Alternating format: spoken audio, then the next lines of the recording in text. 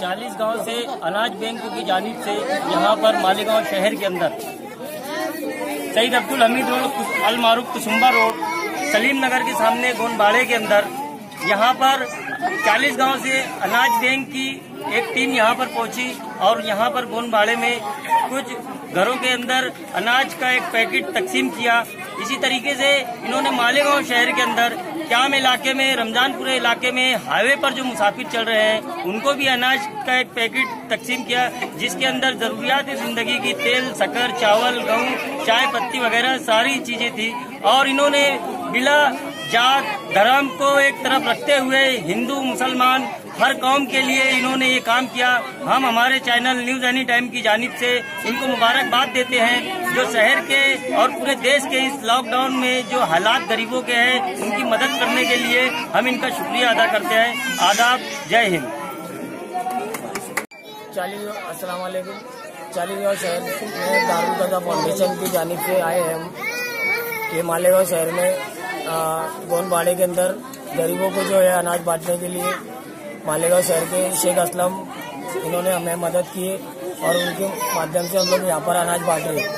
हम चाहते हैं कि मालेगांव में हर मोहल्ले में हिंदू मुसलमान हर समाज के लोगों को जाकर देखो, घर घर जाकर कौन कौन से लोग परेशान हैं, इन लोगों को देखते रहो और इन लोग से मालूमात लो किस तरीके से परेशानी चालू है।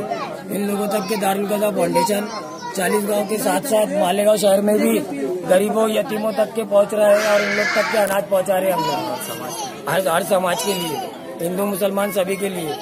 हम लोग अनाज बैंक बोलकर 40 गांव में एक फाउंडेशन है हमारा दारुल कज़ा फाउंडेशन, उसको सभी धर्म के लोग उसके अंदर है, मतलब बेवा यतीम लोगों को हम लोग हर महीना अनाज बांटते हैं। अभी उसी माध्यम से हम मालेगांव में आए। कोरोना वायरस की वजह से जो परेशानी आई है जनता पर, तो जनता को देखते हुए हम लोग यहाँ पर आए और ये अनाज बांट रहे हैं हम लोग।